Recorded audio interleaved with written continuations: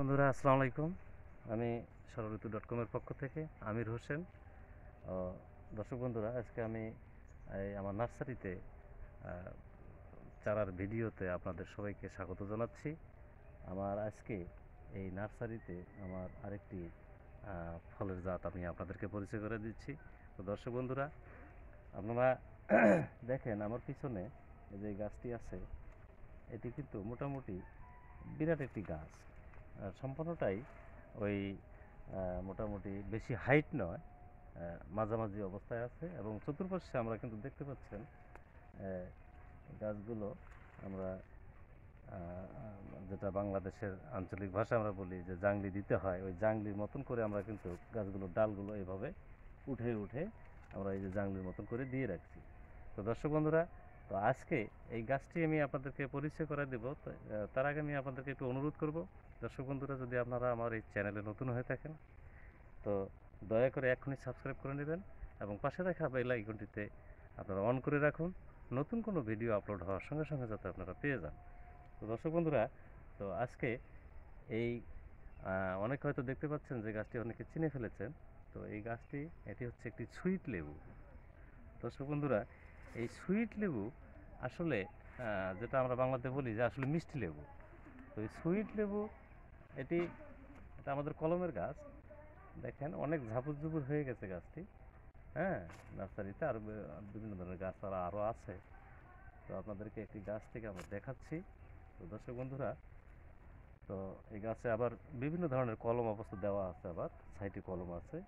তো দর্শক বন্ধুরা, এই গাছটি যে সুইট লেবু, দেখেন এই যে পাশে একটি লেবু কিন্তু অলরেডি পেকে যাচ্ছে। এখানে আরও লেবু ছিল, হ্যাঁ, পেকে যাচ্ছে। আরও লেবু আমি আপনাদেরকে দেখাচ্ছি, সুইট লেবু, এটাও সুইট লেবু। আরও তো আছে এখানে, এই যে এখানে দেখেন দর্শক বন্ধুরা, এখানেও একটা সুইট লেবু আছে। তো এর একটি বৈশিষ্ট্য আছে দর্শক বন্ধুরা, যে এই সুইট লেবু কিন্তু সারা বছরই আপনারা গাছের মধ্যে সুইট লেবু পাবেন। মানে সারা বছরই এ থোকায় থোকায় লেবু ধরে প্রত্যেকটা ডালেই। আর সুইট লেবু আসলে অত্যন্ত একটি মিষ্টি। এর ছাল, যেটাকে আমরা বলি যে উপরের ছালটি, এটা খুব মিষ্টি এবং ভিতরে কিছু অংশ একটু হালকা টক লাগবে। তো দর্শক বন্ধুরা, এই সুইট লেবুটি আপনারা যদি কেউ বাসা বাড়িতে টবে চাষ করেন, সেখানে প্রচুর পরিমাণ ফলন আসবে। আবার কেউ বাণিজ্যিকভাবেও চাষ করতে পারেন জমিতে। এখন যারা বাসা বাড়িতে টবে চাষ করবেন, তারা এই সুইট লেবু অবশ্যই আপনারা একটু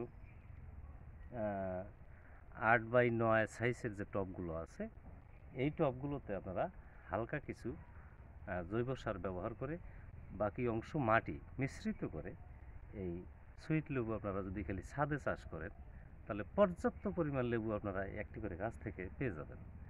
আর যারা জমিতে চাষ করবেন, তারা অবশ্যই একটু উর্বর জমি, বেলে দোআঁশ মাটি, জমিটি একটু 3 থেকে 4টি চাষ দিয়ে নেবেন। সেখানে আপনারা যদি খালি একটি গাছ থেকে আরেকটি গাছ, যেহেতু লেবুর গাছগুলো আপনারা দেখতে পাচ্ছেন, একটি গাছই কিন্তু দেখেন মোটামুটি ডালপালা দিয়ে অনেক। তো সেহেতু একটি গাছ থেকে আপনারা যদি আরেকটি গাছ 8 ফিট দূরত্বে রোপণ করেন, তাহলে কিন্তু একদিকে আপনাদের এটা আপনারা আরও একটা ইয়ে করতে পারেন, যেটা আপনার জমির অনেকে যারা যারা বাণিজ্যিকভাবে চাষ করতে চান, পাশাপাশি জমিতে কিন্তু এটা একটি বাউন্ডারি হিসেবেও কিন্তু লেবুর গাছ বেশ উপকারী। অনেকেই আছেন যে বাউন্ডারি জমিতে, অনেক জমিতে বাউন্ডারি দিতে হয়। এই বাউন্ডারির ক্ষেত্রে যদি আপনারা একটি চারা থেকে আরেকটি চারা যদি একটু 6 ফিট ঘন করে দেন, তাহলে কিন্তু দেখবেন একটি গাছ থেকে আরেকটি গাছ ডালের সঙ্গে ডাল লেগে যাবে। পাশাপাশি আপনার জমির চারপাশে কিন্তু একটু বাউন্ডারি হয়ে যাবে এবং আপনাদের এই লেবু উৎপাদন প্রচুর পরিমাণ হবে। এটা আমি বাউন্ডারির দিক থেকে বললাম। এখন আপনি বাণিজ্যিকভাবে আপনারা চাষ করতে পারেন। বাণিজ্যিকভাবে চাষ করলে ফলন, প্রচুর পরিমাণ ফলন, বছরে সারা বছরই কিন্তু থোকায় থোকায় লেবু আসে। আমি আপনাদেরকে, দর্শক বন্ধুরা, আমি একটি লেবু আপনাদেরকে ছিঁড়ে দেখাচ্ছি। এই যে লেবুটা ছিঁড়ে ফেলছি আমি গাছ থেকে। তো সারা বছরই গাছে লেবু থাকে, মানে কখনোই আমি দেখি না যে লেবুবিহীন এই গাছটি আছে, সবসময় লেবু থাকে। একটি লেবু আমি আপনাদেরকে, মানে এর চামড়াটি কিন্তু বেশ মিষ্টি, কিন্তু ভিতরে হালকা, দর্শক আমি একটু খেয়ে দেখাচ্ছি। বেশ চামড়াটি মিষ্টি, মানে সুইট লেবু আমরা যেটা বলি, আসলেই সুইট। ভিতরে একটু টক লাগবে, উপরে চামড়াটি খুব মিষ্টি। তো দর্শক বন্ধুরা, এই সুইট লেবু আপনারা চাষ করবেন, তবে আমরা চাষ করার আগে জমি অবশ্যই ভালো করে তৈরি করে নেবেন। জমিতে যেন পানি না ওঠে, পানি উঠলে লেবুর গাছের একটু সমস্যা হবে।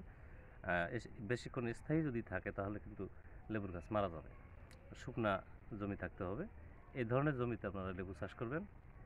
পর্যাপ্ত পরিমাণ লেবু, বর্তমান লেবু বাংলাদেশে যারা বাণিজ্যিকভাবে চাষ করতেছেন তারা কিন্তু এখান থেকে বিপুল পরিমাণ একটা মুনাফা এখান থেকে কিন্তু এই লেবুর গাছ থেকে তো অর্জন করতেছেন। এখানে বেশি খরচ লাগবে না, লেবু গাছে কিন্তু আবার কীটনাশক লাগে না।